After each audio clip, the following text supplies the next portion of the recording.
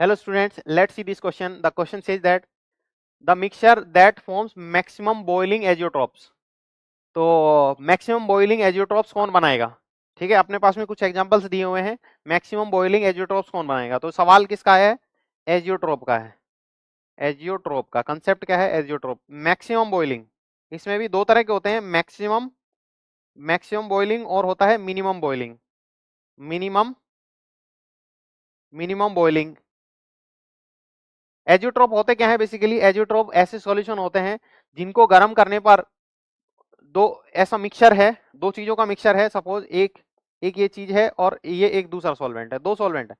अब ये अगर एजियोट्रोप है, अगर इनको गर्म करोगे तो दोनों एक साथ बॉईल होंगे और ठंडा करोगे तो दोनों एक साथ ठंडा होंगे। इसका मतलब इनको, ये दोनों अलग अलग हैं, इनके बॉइलिंग पॉइंट भी अलग अलग थे, तो लेकिन बॉईल एक साथ ही होते हैं और एक साथ ही ठंडे हो जाते हैं। इस तरह के सॉल्यूशन को कहते हैं एजियोट्रोप। मैक्सिमम बॉइलिंग एजियोट्रोप्स का मतलब ये है कि अगर दो चीजों से मिलके बन रहा है, ये दो चीजों से मिलके बन रहा है, इसका बॉइलिंग पॉइंट, सपोज इसका बॉइलिंग पॉइंट है 10, मैं एग्जांपल के लिए लेता हूं 10 डिग्री सेल्सियस, इसका क्या है 20 डिग्री सेल्सियस।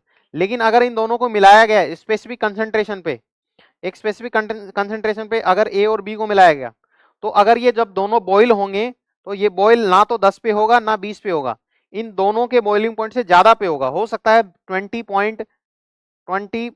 20.1 डिग्री सेल्सियस पे बॉईल हो, तो इसका मतलब दोनों के बॉइलिंग पॉइंट से ज्यादा पे बॉईल हो रहा है, इसलिए इसको क्या कहा गया? Maximum boiling azeotrope. ऐसे ही अगर दो सॉल्यूशन, अब ये दोनों सॉल्यूशन है, अगर ए और बी दोनों सॉल्यूशन है, अगर इनको गर्म किया गया 10 डिग्री सेल्सियस इसका बॉइलिंग पॉइंट है, इसका 20 डिग्री सेल्सियस है, अगर दोनों को बॉईल किया जाए तो हो सकता है ये 9.9 डिग्री सेल्सियस पे बॉईल हो जाए, तो दोनों के बॉइलिंग पॉइंट से कम पे बॉइलिंग हुआ, इसलिए इसको क्या कहा गया? मिनिमम।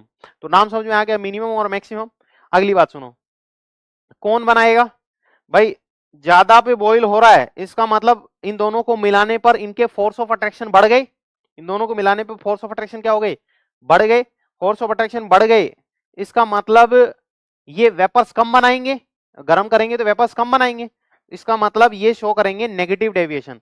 तो मैक्सिमम बॉइलिंग एजियोट्रोप्स, मैक्सिमम, तो कंसेप्ट क्या है? Maximum boiling azeotropes are formed by the mixture